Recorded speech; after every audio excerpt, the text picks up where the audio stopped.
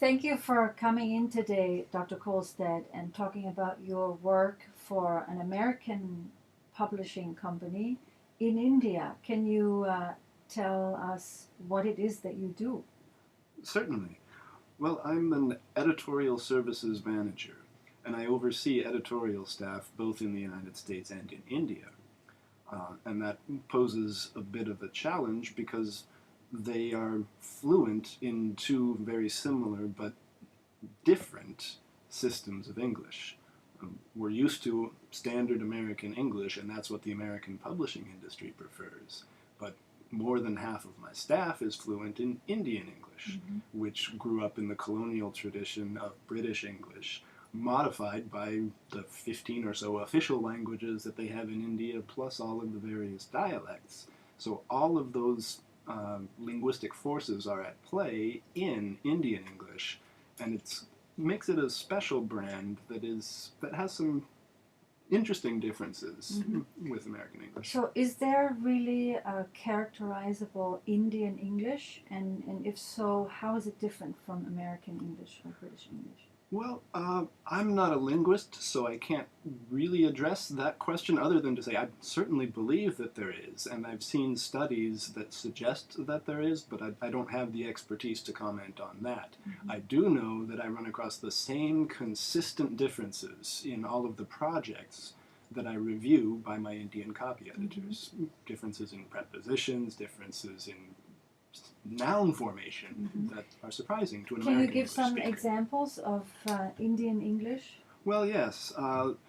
They've invented words on our Latinate English models, right? We have the famous word postpone.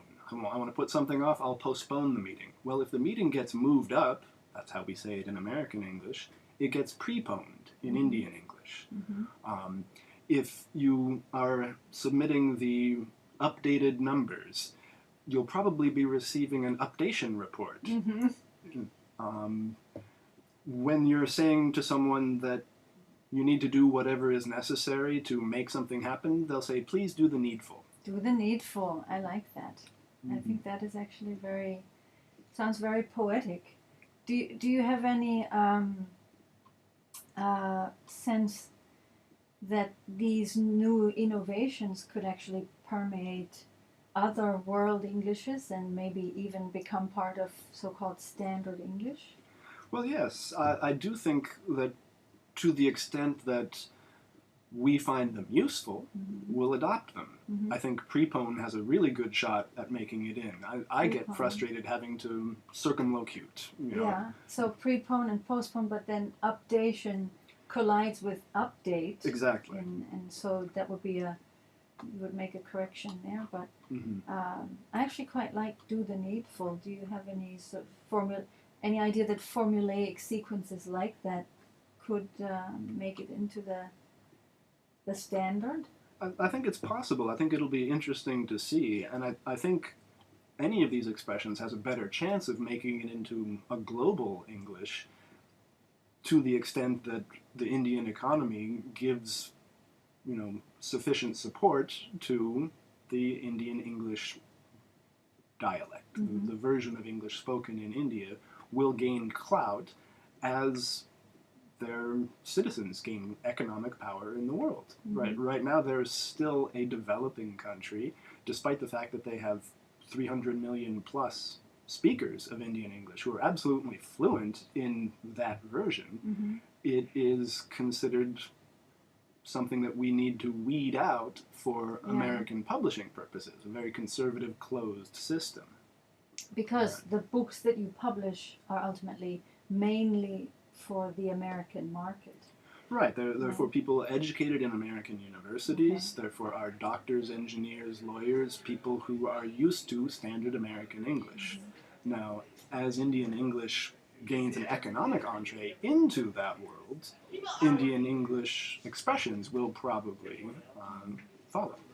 So how much of your work is concerned with weeding out innovations that are particular to Indian English, and how much of it is what people would say correcting grammar? Like, how much do you work with a grammar of English or a dictionary of English, and how much is just sort of cleaning out very specifically Indian formulaic expressions or idioms? Right. Well, that depends on really the depth of experience of any individual editor. With editors that I've been working with for years, maybe once in a 500-page project will I see an Indianism creeping in. Mm-hmm. With freshers, as they're called in India, probably half of the things I'm marking on every page come from Indian English rather than simple grammatical mistakes or a comma miscue that our native English speakers have problems with too. Right? So to clarify, a fresher is like a rookie, what we would call a rookie. Exactly. Okay. Someone who's new, they've been trained, but... I like that one too, actually. Right. Their instinct is still to go with the system that they're most familiar with, which is Indian English. So you are more a standard police than you are someone who's chasing idiomatic expressions that are Right. particular to Indian English. Right. Those idiomatic expressions are the first things that drop out of an experienced Indian editor's vocabulary. And then it's on to the same type of things I do with my American copy editors and my American authors, saying you have to have a comma before that conjunction and so on. Mm-hmm. I want to come back to your argument that kind of revolves around economic imperialism. Prominent linguists have made an analogy with Latin for English that predicts that with the rise and evolution of many world Englishes, standard English as we know it, British English and standard American English, will eventually fade out and become extinct by population statistics on the one hand, but also do you think that it's entirely a matter of economic power shifting away from the centers of standard English?